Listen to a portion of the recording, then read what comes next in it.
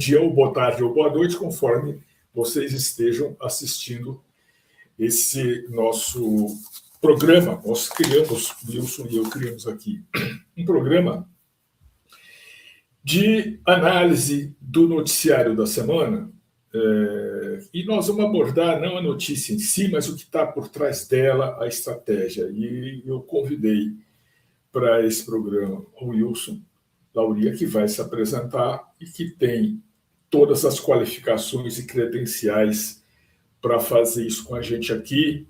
Wilson, bem-vindo. Vamos apresentar você e apresentar o nosso programa aqui. Bem, Paulo, inicialmente obrigado pelo convite. É sempre um prazer estar aqui. O que é o Cyber Snapshot? É uma proposta diferenciada, onde nós vamos fazer uma releitura do que saiu publicado no CISO Advisor, na newsletter do CISO Advisor ao longo da semana, mas sob a lente da governança, da gestão de risco e do compliance. É um programa mais aberto, nós vamos observar, fazer comentários políticos, geopolíticos e mostrar o que está por trás daquela notícia tecnológica. É isso que a gente pretende mostrar aqui. Eu vou dar bastante palpite. O Wilson, além dos meus palpites, vai trazer as verdades que ele conhece e que existem por trás de muitos desses fatos, né? E hoje, dentro do nosso noticiário aí, distribuído pela newsletter do CISO Advisor, nós destacamos 4 notícias para o programa de hoje. O primeiro, e eu vou falar as manchetes, o primeiro se chama Presença de investidor pode corroer as soluções de cyber? Ponto de interrogação. Segundo tema, o Brasil no top 3 dos alvos de ransomware. É uma pesquisa. Outra pesquisa é o novo desafio das pequenas e médias empresas. E a última notícia que nós vamos comentar tem o título Governo do ZEUA combaterá soberania de dados. Wilson, a primeira notícia, que a presença de investidor, ela pode corroer as soluções de cyber, que nem detectou, vamos dizer, a agência Bloomberg? Bem, Paulo, sobre essa notícia, o que eu posso dizer é o seguinte: o mau investidor pode corroer qualquer negócio. Eu acho essa notícia, ela tem um fundo bastante emocional. Bastante emocional. Investidor visa lucro. Investidor de equity também. Não tem nada de diferente. O que eu vejo dessa notícia para a parte de GRC é o seguinte: o que o governo americano e as grandes empresas americanas estão fazendo é uma senhora lição sobre gestão de risco. Quando ele procura entender qual era a estrutura de capital de uma empresa, como é que essa empresa, quem são os donos dessa empresa, ele está fazendo a lição de casa. Porque dependendo dos donos dessa empresa, dos acionistas, dos fundos, você tem um perfil. E esse perfil, particularmente numa compra governamental, que normalmente é um projeto de longo prazo, ele interfere sim. Então, o grande ponto dessa notícia é a aula que o governo americano, que as grandes empresas estão realizando, que estão nos dando, sobre a importância de se conhecer a estrutura de capital do nosso provedor. Esse é o ponto. E olha só, se a gente transportar esse conceito aqui para o Brasil, também é válido? Ou seja, uma empresa pequena, média, as grandes eu não sei porque contratam tudo lá fora, mas as pequenas e médias também deviam fazer isso? Sim, absolutamente. Deviam sim. Você tem que conhecer quem é o teu provedor. Isso é uma boa governança.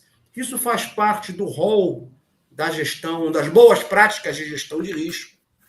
Porque um acionista desse, inclusive a própria notícia, ela diz, num certo ponto, que algumas empresas, em um certo momento, demitiram mão de obra especializada.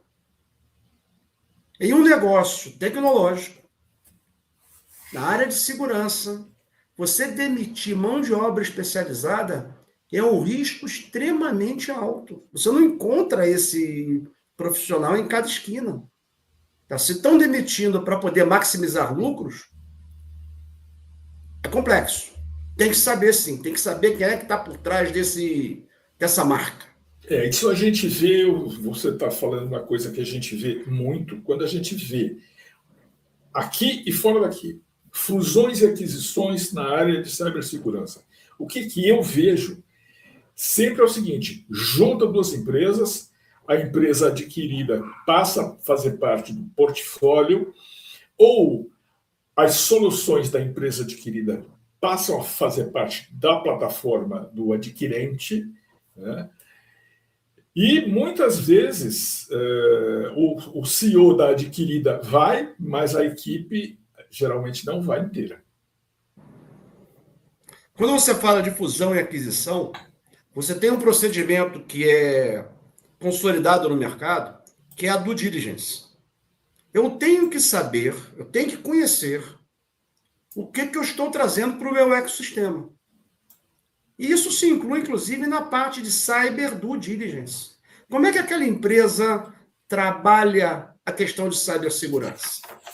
Que a partir do momento que eu integrar ela no meu ecossistema digital de negócio, tudo que está lá vai impactar aqui. Passará a estar aqui também. Wilson, a nossa notícia seguinte fala também de Brasil, né? O Brasil, diz uma pesquisa aqui da Acronis, está entre os 3 top alvos de ransomware. A gente achava que o ransomware estava andando para trás, mas parece que não está. Bem, Paulo, olha, eu não acredito que o ransomware esteja andando para trás. Essa notícia é uma notícia recorrente. O Brasil está em terceiro, está em quinto, está em 10º lugar. O que importa é o seguinte: o Brasil é um dos países mais afetados pelo ransomware. Isso é fato. O que isso tem de importante para o gestor, para a alta administração de uma empresa?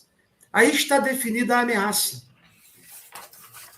Quando eu falo de risco, eu estou falando de vulnerabilidade e ameaça. Aqui está definida a ameaça. A ameaça é o ransomware. Então, cabe ao gestor fazer com que os planos de resposta a incidentes considerem o ransomware como a sua ameaça principal. Cabe ao gestor orientar os seus treinamentos, os seus exercícios de crise, para cenários de incidentes motivados pelo ransomware. Então, esse é o ponto. Eu estou dando uma dica, eu estou dando uma informação muito valiosa para o gestor, que, olha, a ameaça mais presente no seu ambiente digital de negócio é o ransomware. Inclusive, na notícia, ela lista quais são os grupos. Ela aponta os grupos. E já tem bases de inteligência sobre ameaças, inclusive gratuitas, que dizem qual é o grupo, qual é a vulnerabilidade que esse grupo explora, quais são as táticas e técnicas e procedimentos que eles mais comumente usam. Então, esse tipo de inteligência permite com que você monte os seus planos de resposta orientados para esses eventos. E olha só, aqui na notícia diz, inclusive, o seguinte: quais que são os alvos, os principais alvos: manufatura, tecnologia e saúde. Desses 3, quem você considera que está no maior risco? Paulo, eu tenho uma leitura um pouco diferente sobre isso. Saúde, eu nem discuto, é um dos mais visados. E eu tenho visto muito incidente na área de varejo. Grandes varejistas.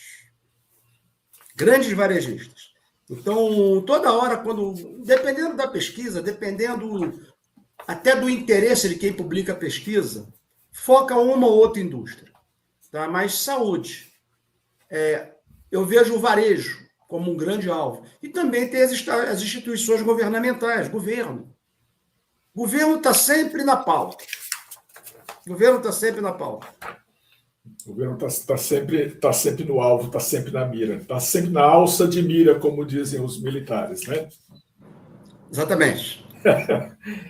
Aí, mas a gente falou dos setores, e agora falando das empresas, Wilson, tem uma notícia aqui que diz o seguinte: qual que é o desafio das pequenas e médias empresas em segurança?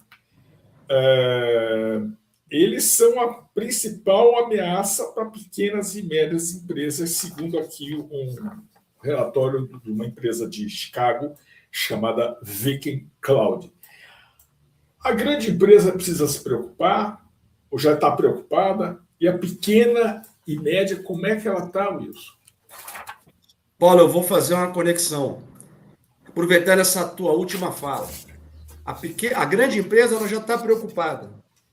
E ela deve se preocupar também com a pequena empresa que faz parte do seu ecossistema de negócios. Para mim, essa notícia é a grande notícia da semana.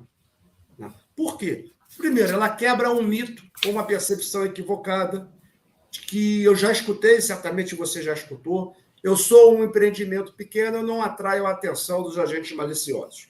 Isso é falso. Isso não é a realidade. Tá? Hoje, as pequenas e médias empresas atraem muita atenção dos agentes maliciosos. Por quê? Porque elas são utilizadas, elas estão sendo utilizadas hoje como porta de entrada, como vetor de ataque para atingir as grandes empresas. É por isso que o grande negócio ele não pode se preocupar apenas com si. Ele tem que olhar todo o seu ecossistema. Ele tem que fazer a gestão do risco cibernético das partes relacionadas. E tem um dado aqui nessa notícia que eu fiquei surpreso, que diz o seguinte, que pelo levantamento desses caras, 84%, a maioria dos proprietários, dos líderes, eles ainda gerenciam os seus próprios programas de cibersegurança. Não tem nada terceirizado. Eu acho, sinceramente, que é um puta risco. Paulo, olha só. Eles gerenciam ou acham que gerenciam? Porque hoje isso é complicado. Hoje um líder na área de cibersegurança, um líder de uma empresa, particularmente médias e pequenas, ele é um músico dos 7 instrumentos. Ele está tocando os 7 instrumentos ao mesmo tempo. Ele está olhando um rol de atribuições imenso. Imenso. Então, eu não sei se realmente ele está fazendo isso. Olha, eu escutei de um gestor de uma empresa pequena, vamos dizer, pequena. Pô, o cara tinha de tomar conta de mais ou menos 60 ferramentas. Não toma, né? Não toma. Não toma. E mais do que isso, ele não usa as 60 ferramentas. Essa é uma outra discussão. Rol portfólio de ferramental, que na hora que a gente aborda um cliente ou trata com um cliente, independente do tamanho, você vê 80 ferramentas na mão, não tem perna para usar. Não tem perna, nem braço, nem perna. Olha só, e a última notícia que a gente escolheu para esse programa de hoje foi sobre um comunicado do governo americano que diz o seguinte, que a diplomacia americana vai tentar empurrar para trás no mundo inteiro as legislações em vigor ou em desenvolvimento que favoreçam a soberania de dados de cada país. Eu acho que tem uma encrenca longa no caminho aí. Paulo, é o seguinte, essa notícia é uma geopolítica pura. Cada país defende os seus interesses. E ele vai aplicar os seus instrumentos de poder nacional para isso. Isso é claro. Não tem dúvida sobre isso.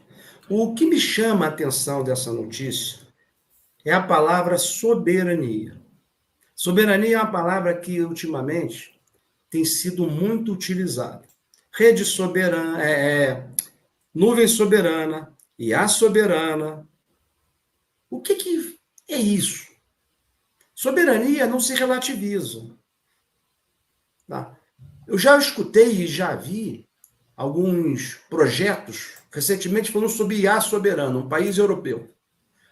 Só que o parceiro desse país europeu selecionado era uma empresa que não era europeia, para um projeto de IA soberana. Isso existe? Não é soberano. Então, eu acho que assim, eu acho que tem estamos fechando aqui o nosso programa de hoje, mas acho que tem uma soberania aparente, e eu acho que quando você começa a mergulhar nos itens que precisam, que constroem essa soberania, eu acho que a soberania está longe, porque a gente vai olhar a soberania do switch, a soberania do processador, né? A soberania do firewall. Tem? Não sei.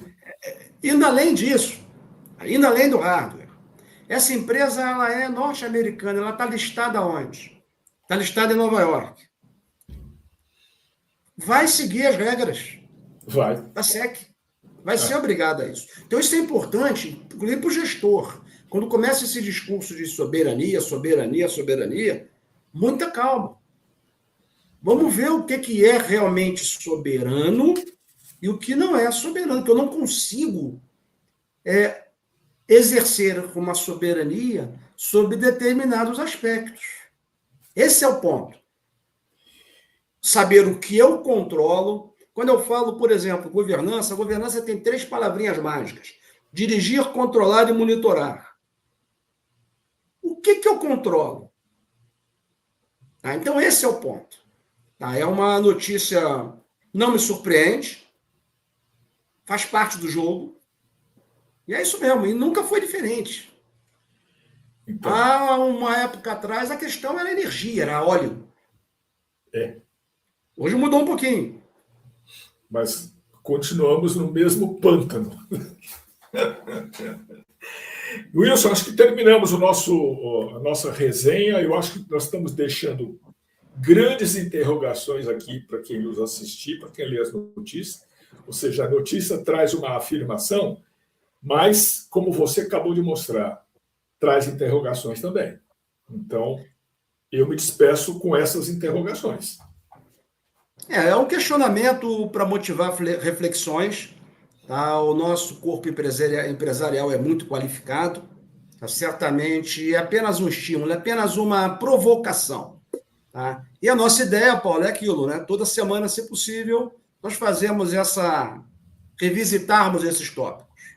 Tá? Muito obrigado aí pelo companheirismo, muito obrigado aí pela oportunidade. Eu agradeço ao pessoal que está nos assistindo, agradeço a você também pela oportunidade, e segunda-feira, segunda próxima, deveremos estar aqui de novo com outras notícias e outras afirmações e outras interrogações, né? Perfeito.